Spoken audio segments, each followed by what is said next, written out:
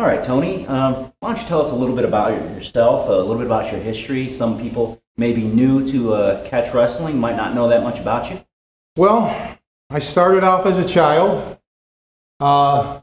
Seriously, I was born in Cleveland, born and raised in Cleveland. Was raised by my maternal grandparents. And unfortunately, we were in a very, very bad part of Cleveland, a very inner city ghetto situation. It wasn't a, Brady Bunch kind of atmosphere. It was rough, a lot of violence, and not just for like our family, but everybody in the neighborhood. And from a very young age, I was,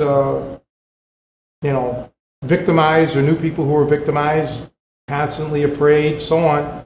My grandfather had boxed, when he was younger, and of course he was elderly when he raised me. He was in ill health, but he was a stubborn old Italian, didn't want to leave the neighborhood, and of course financially they were burdened in the house they had, so there was no way of leaving the neighborhood, although every year I heard the story, next year, or when you graduate grade school, or when you graduate high school. But he actually started teaching me the basics of boxing. Now, the funny thing is, this is in the early 70s. And, I had already been exposed to martial arts through magazines or whatever. And I just wanted to learn Kung Fu. Because, if you remember the David Carradine. Right, no, that was the thing to do back then, wasn't it? Oh, it was like, I want to learn Kung Fu. I mean, it wasn't even Bruce Lee. I mean, I hadn't even seen a Bruce Lee movie. We didn't go to movies in my family. It was, these were Depression era, World War II vet, movies are a luxury and so on. And we were really, really poor. I mean, it was not just us, it was everybody in the neighborhood. So nobody went to movies. It was very, very rare. I do remember, though, the first martial art movie that I ever saw in the theater was called The Godfathers, or The Godfather of Hong Kong. I remember that. And then, of course, I went and saw Rocky later. That was 76 or something. But no, I got into boxing. And I didn't realize, just what I was learning at the time, because, again, to me, it wasn't martial arts, Right, it was just some sport that, It was a sport, and not only a sport, it was a sport that your grandfather taught you, a lot of kids, parents joke that, the kids don't respect us until they become parents. Well, imagine grandparents. Now, that's even another generation removed. But the funny thing is, all of my grandfather's friends that I met, they all boxed. Some professionally, others just, they boxed. Because when you think about it, back in those days, when they were kids, the only major sports there were really was boxing and baseball. Okay, the NFL wasn't around, NBA wasn't around. I don't know about hockey. And the only other sport, if you want to call it that, and it really wasn't, was professional wrestling. Okay, so it seemed like everybody had a working knowledge of boxing. My grandfather took it to a high level. Others that he knew that I ended up meeting through the years, pros, took it to a high level. But because of the violence in the neighborhood, I always wanted to learn to defend myself. And through the years, I happened to meet a couple of my friends' parents who may have known a few things here or there, and taught me some tricks. But I didn't start studying catch wrestling until I was 13, which was in 1977.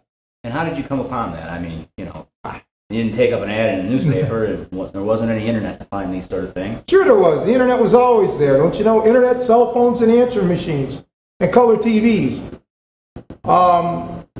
There was a man named Radwan, king of steel and iron, who actually was from my neighborhood long before I was born.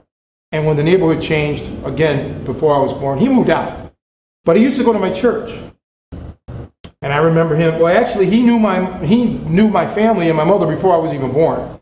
But I only knew him as a strong man growing up. And it was kind of funny because my grandfather, when he was young, there was a strong man, a Croatian, I believe he was, or a Serbo-Croatian, named Peter Zevic. that used to come through my grandfather's neighborhood in Cleveland with the handlebar mustache and selling snake oil, horse-drawn carriage, and he'd bend the horseshoes and steel and all that.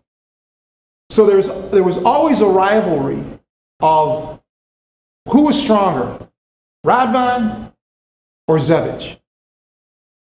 Well, since Peter Zebich was gone long before I was born, Stanley Radwan used to go to my church. And believe it or not, I was an altar boy. So I used to see him every Sunday when I would serve high mass, 10:30 mass. That would alternate. One week was 8:30 mass, then the next week would be 10:30, the next week would be 12 o'clock mass, and you'd go in cycles until years went down the line and I was stuck serving every mass. So I used to see him in church, and every 2 or 3 weeks. Not understanding that he wrestled, not even caring. I mean, if he would have told me then that he wrestled, it wouldn't have impressed me. Because when he ultimately did tell me he wrestled, it didn't impress me. Okay?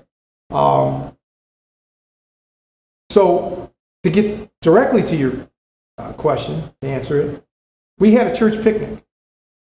And of course, here comes Radwan walking with his limp and his cauliflower ear. And he was a well-known person in where he lived in the neighborhood. He was Polish. Now, he went by Radwan. I mean, so when I call him Radwan, it's not a sign of disrespect. That's what he went by. Radwan, king of steel and iron. And I guess years ago they called him the Atomic Man. And I was really blown away by his strength. He could bend coins. He could, with his fingers, he could do things that were just freaky.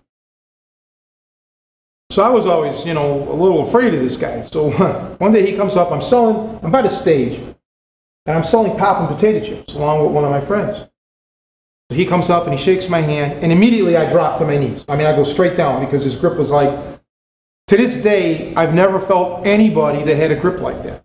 Now, mind you, I'm not comparing it to when I was 13. I'm comparing it to when I was an adult, the last time I shook his hand. And I have a fairly large size hand.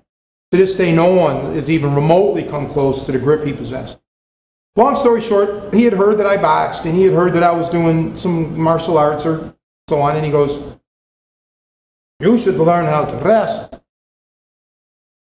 So I say to him very nicely, because, back in those days, kids were seen but not heard. I says, it was very nice, and I said, "Well, Mr. Radwan, thank you, but no, I'm interested in learning how to fight." Okay. So he says, come here. We had rooms off the side of the gymnasium where we were at. And he goes, "Come here, I want to see something." Well, in those days, whatever an adult said, you do. Now, mind you, I was 13, he was around 70. So this guy was, really an adult. Okay. I go in the other room, and he goes to me, he says, "Kick me." No, I don't want to kick this guy.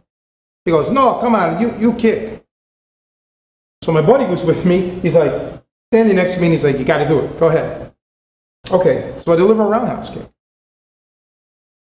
Well, he instantly grabs it and puts it in the stopper toe hold, and I'm screaming before I hit the ground. I get back up, I'm like, "Wow, what was that, man? I want to learn that." He goes, "Nah, you don't want to learn wrestling. You want to learn how to fight." So he was busting my chops from the get-go. But, I mean, I was just mesmerized by it, and I asked him nicely, "Please, can you teach me?" So he told me eventually, he said, "Come to my house, and I'll show you a few things." And that's how it started. And, my training isn't like the guys today who tell you what they want to learn. It didn't go like that. I had to do calisthenics, and I was really a malnourished child. I was real thin and skinny and underweight and all that and brittle, and I had bronchitis real bad. I used to miss school. I had rheumatic fever. I had a lot of health issues. He wanted to get me strong, and so he had me doing a lot of calisthenics, a lot of exercises to get me prepared, for what my body and my mind would have to go through.